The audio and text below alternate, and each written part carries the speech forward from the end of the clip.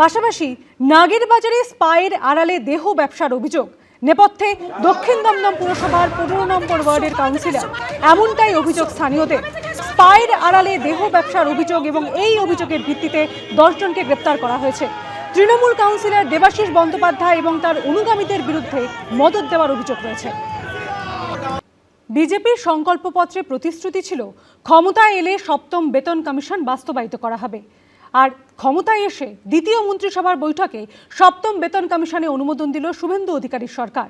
আর এতেই সরকারি কর্মচারীদের মধ্যে খুশির হাওয়া। কর্মচারীদের বেতন কাঠামো সংশোধনের লক্ষ্যে 7তম রাজ্য বেতন কমিশনের গঠন। 7ম বেতন কমিশন গঠন। দ্বিতীয় মন্ত্রিসভার বৈঠকে বড় সিদ্ধান্ত নিল শুভেন্দু অধিকারীর সরকার।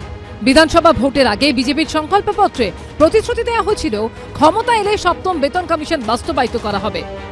45 दिन के अंदर ही 7वें वेतन आयोग को लागू कर सभी कर्मचारियों का सम्मान करने का काम नई बनने वाली भारतीय जनता पार्टी की सरकार करेगी।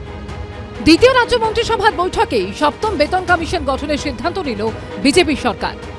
রাজ্য সরকারি কর্মচারী এবং বিধিবদ্ধ সংস্থা, বোর্ড, নিগম, স্থানীয় সংস্থা, শিক্ষা প্রতিষ্ঠান ইত্যাদি কর্মচারীদের বেতন কাঠামো সংশোধনের লক্ষ্যে 7তম রাজ্য বেতন কমিশনের গঠন।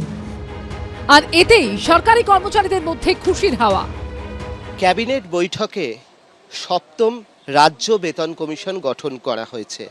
আর তাই নিয়ে কি বলছেন সংগ্রামী যৌথ মঞ্চের যারা সদস্যরা রয়েছেন, তাদের সঙ্গে কথা বলবো। এটা আমাদের দীর্ঘদিনের দাবি ছিল, সেই দাবিটাকে কার্যত মেনে নিয়েছে। আজকে কোনো মন্ত্রিসভা যখন ডিসিশন হয় সেটা কিন্তু অ্যাকচুয়াল আইন হয়ে যায়। মন্ত্রিসভা যেটা অ্যাকচুয়াল আইনসভা তো মন্ত্রিসভা, তা সেটাই করে যাবে, নোটিফিকেশন বেরোবে। আমরা বিশ্বাস করি 45 দিনের মধ্যে সেটা লাগু হবে আর কি। 15 বছর ধরে তো রাজ্য সরকারি কর্মচারী, শিক্ষক, পেনশনার সবাই বঞ্চিত।